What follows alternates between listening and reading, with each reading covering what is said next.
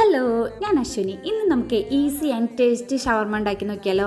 അതിനായിട്ട് കഴുകി വൃത്തിയാക്കിയ 1/2 കിലോ ചിക്കനിലേക്ക് 1 ടീസ്പൂൺ ഉപ്പ്, 1/2 ടീസ്പൂൺ മഞ്ഞൾപ്പൊടി, 1 ടീസ്പൂൺ മുളക് പൊടി, 1 teaspoon ginger garlic paste, 1/2 teaspoon garam masala, 1 table spoon തൈര് ചേർത്ത് നന്നായി ഇളക്കിയതിന് ശേഷം അരമണിക്കൂർ നമുക്ക് മാരിനേറ്റ് ചെയ്യാൻ വയ്ക്കാം.